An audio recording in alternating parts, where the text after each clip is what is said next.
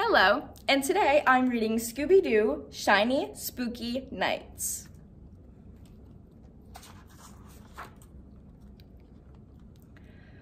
The Mystery Machine bumped along a dark, empty road. Scooby-Doo and his friends bumped along too. Like, we're in the middle of nowhere, said Shaggy. I hope we have enough gas. All at once the van stopped. Row, said Scooby. Zoinks, said Shaggy. We are out of gas. No, said Fred. Engine trouble. We have to call a tow truck. Velma and Daphne looked around. Where could they find a telephone?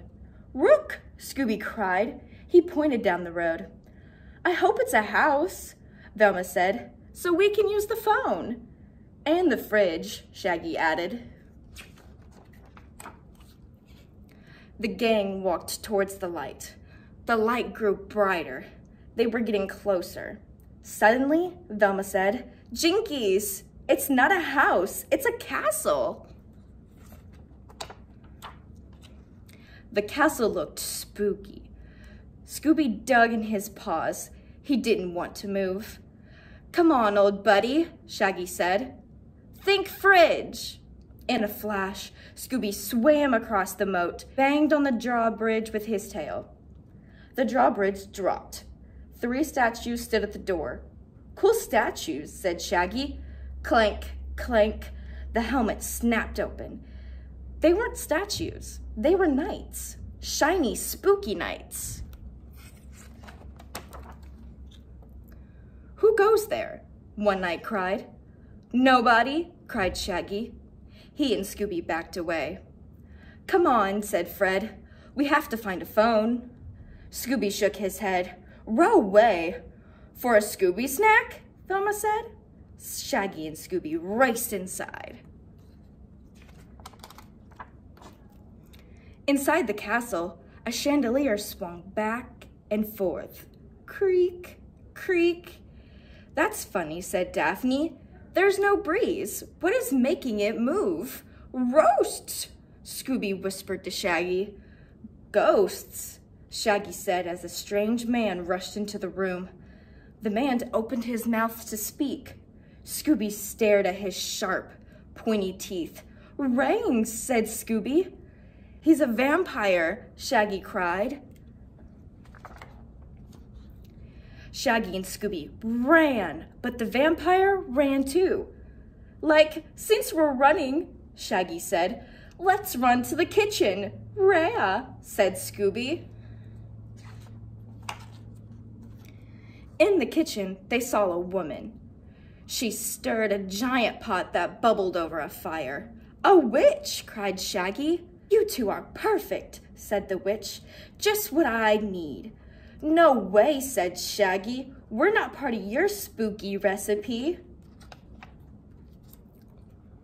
Shaggy and Scooby raced away. Stop, cried the witch. Stop, cried the vampire.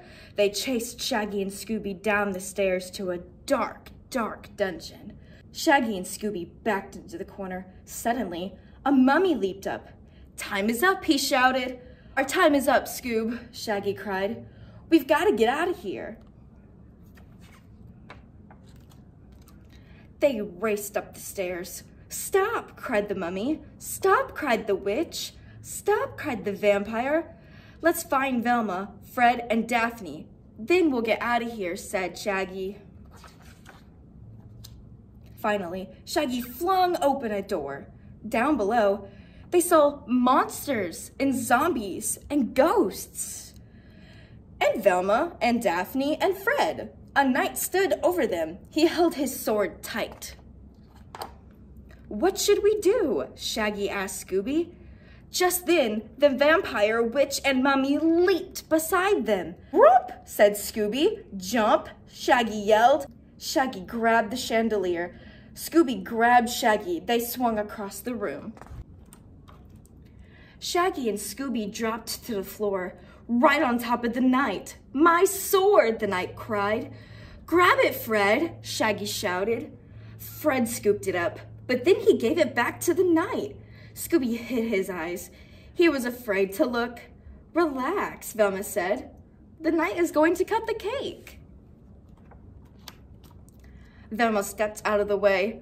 Now Shaggy could see a party cake. It's a costume party, Velma said. But, said Shaggy, what about the ghostly chandelier? I was pulling a string, said the vampire, to move the chandelier into place. And the witch's potion? Shaggy asked. Punch, said the witch. I wanted you to try it. And the mummy's warning, time is up? The mummy smiled. My nap time was over, but you chased us, said Shaggy. And the mummy's warning, time is up? The mummy smiled. My nap time was over, but you chased us, said Shaggy. Sure, said the vampire, to invite you to the party. We all knew it all along, right, Scoob? Said Shaggy. We were just acting. Scooby looked around at all the smiling faces. He stood up and bowed. Scooby-Dooby-Doo! Would you like to use the phone now? Asked the knight. No rush, said Shaggy. How about some cake? I hope you enjoyed.